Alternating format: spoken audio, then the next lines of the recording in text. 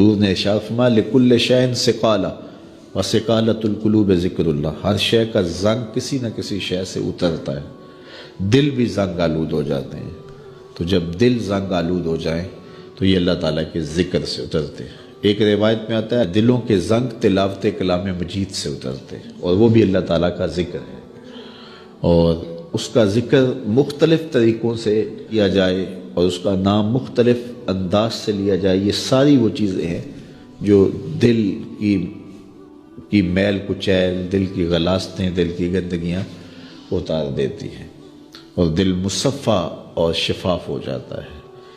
حضرات صوفیہ تو کہتے ہیں جب کوئی بندہ ایک مرتبہ کہتا ہے اللہ، تو اللہ تعالیٰ اس کی طرف 70 مرتبہ نظر رحمت سے دیکھتا ہے، اور جب اللہ تعالیٰ کسی بندے کی طرف نظر رحمت سے دیکھتا ہے اس کے 70 گناہ جل کے راکھ ہو جاتے ہیں۔ تو اس لیے جب کوئی بار بار اللہ اللہ پکار رہا ہوتا ہے تو اللہ تعالیٰ کی رحمتوں کے سائے میں آ جاتا ہے، اور جب ذکر کر رہے ہوں تو اس وقت مکمل یکسوئی کے ساتھ اس کی طرف متوجہ ہونا چاہیے، جس کو پکار رہے ہیں اس کی طرف یکسوئی کے ساتھ توجہ ہو، اور وہی ذکر حقیقی ذکر ہے۔ حضرت شیخ فرید الدین عطار علیہ رحمہ فرماتے ہیں ہر عضو بدن کا الگ ذکر ہے، زبان کا الگ ذکر ہے، آنکھوں کا الگ ذکر ہے، کانوں کا الگ ذکر ہے، ہاتھوں کا، پاؤں کا، دیگر اعضائے بدنیاں کا الگ الگ ذکر ہے۔ اللہ کی نشانیوں کو دیکھنا یہ آنکھ کا ذکر ہے، استماع قول حق یہ کان کا ذکر ہے، قرآن مجید کی تلاوت کرنا، اس کا نام لینا یہ زبان کا ذکر ہے، دکھیوں کی مدد کرنا یہ ہاتھ کا ذکر ہے، نیک مجالس کی طرف چل کے جانا، مسجد کی طرف سفر کرنا یہ پاؤں کا ذکر ہے۔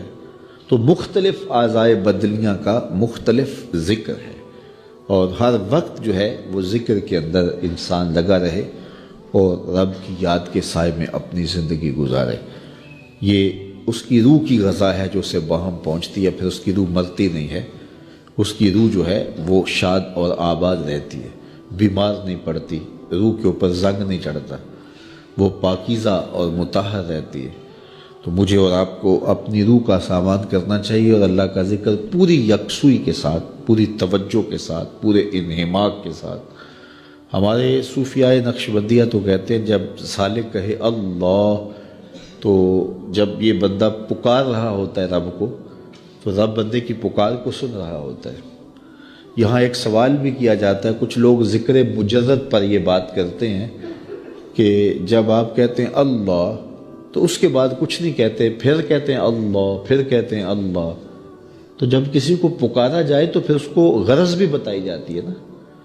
آپ مجھے آواز دیں، میرا نام لے کے، تو میں متوجہ ہو جاؤں گا آپ کی طرف، تو پھر آپ مجھے کچھ کہیں گے نا کہ جناب ہم آپ کے پاس آئے ہیں ٹائم لینے کے لیے یا کوئی اور غرض کے لیے، کسی اور مقصد کے لیے، تو وہ آپ غرض بتائیں گے مجھے۔ تو اگر آپ مجھے آواز دیں، مجھے رضا ثاقب کہہ کے پکاریں اور میں آپ کی طرف توجہ پذیر ہو جاؤں، آپ پھر دوبارہ کہیں رضا ثاقب، تو میں پھر کہوں گا جی، آپ پھر کہیں، تو 2-3 بار کے بعد میں اکتا جاؤں گا کہ میاں بات بھی آگے کرو، مجھے پکار رہے ہو بار بار تو بتاؤ کیا کہنا ہے۔ تو کچھ لوگ اس پہ قیاس کر کے وہ کہتے ہیں جب پکارا جاتا ہے اللہ تو اس کے بعد تم اپنی غرض ہی بیان نہیں کرتے، پھر کہتے ہو اللہ، پھر کہتے ہو اللہ، تو کچھ کہو بھی نا۔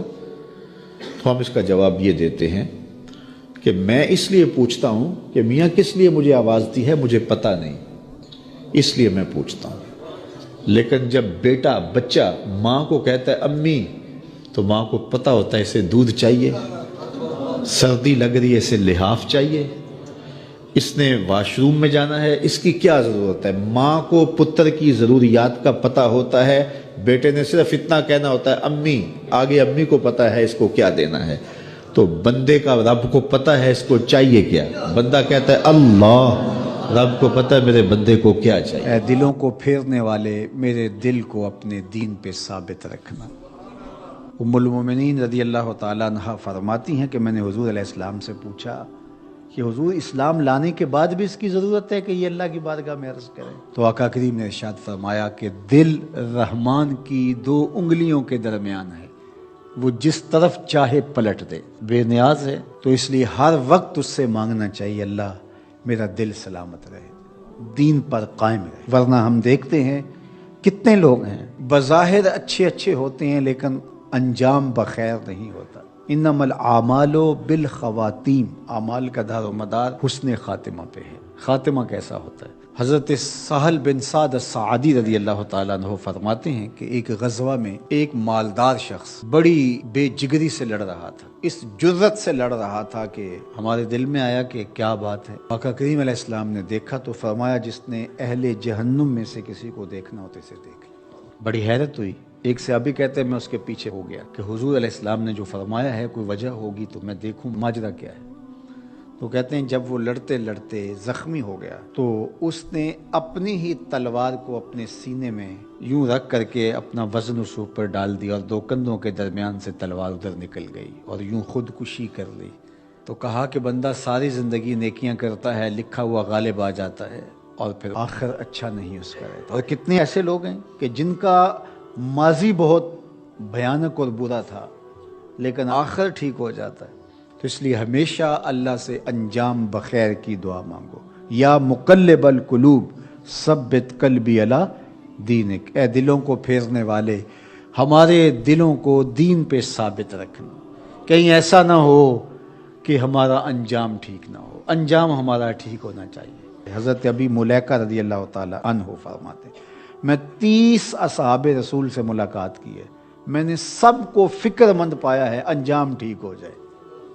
جنہوں نے اپنی آنکھوں سے حضور کو دیکھا وہ بھی ڈر رہے ہمارا انجام ٹھیک ہو جائے۔ رنگا رنگ سہیلیاں پرن کڑے، پر پریا اسدا جانیے جسدا توڑ چڑھے۔ ہمیں ایک اور دعا ترغیب دی گئی قرآن مجید میں اہل ایمان کو، اور وہ کیا؟ ربنا لا تزغ قلوبنا بعد اذ ہدیتنا وہب لنا من لدنک رحمہ انک انت الوہاب۔ اے اللہ ہمارے دلوں کو سیدھا کر دینے کے بعد دوبارہ ٹیڑھا نہ کرنا۔ یہ دل سیدھے ہیں تو سیدھے ہی رہیں، یہ کبھی دوبارہ ٹیڑھے نہ ہوں۔ یہ نرم ہیں تو نرم ہی رہیں، کہیں پتھر نہ ہو جائیں۔ ایمان کے نور سے جگمگا رہے ہیں اللہ، یہ جگمگاتے ہی رہیں، کہیں دوبارہ ان میں ظلمتیں نہ آ جائیں۔ لا تزغ قلوبنا بعد اذ ہدیتنا، ہمارے دلوں کو سیدھا کر دینے کے بعد دوبارہ ٹیڑھا نہ کر دینا۔ وہب لنا من لدنک رحمہ، اور ہمیں اپنی جناب سے رحمتیں عطا کر دے۔ انک انت الوہاب، تو وہاب ہے، اپنے کرم سے اپنے فضل سے ہمیں مالا مال فرما دے۔ تو میری دعا ہے اپنے لیے سب سے پہلے اور آپ سب کے لیے اور اپنے جملہ دوستوں کے لیے، پیر بھائیوں کے لیے، سب ملنے والوں کے لیے کہ اے اللہ ہم سب کو ہمیشہ ثابت قدم دین پہ رکھنا، آخری ہچکی تیرے نام پہ آئے، تیرے محبوب کی غلامی میں آئے، ہم سب کا خاتمہ ایمان پہ۔ ایک ایک کر کے دوست ہم سے جدا ہو رہے ہیں، ہم بھی اس دنیا پہ مستقل رہنے والے نہیں ہیں، کوچ کر جانے والے ہیں۔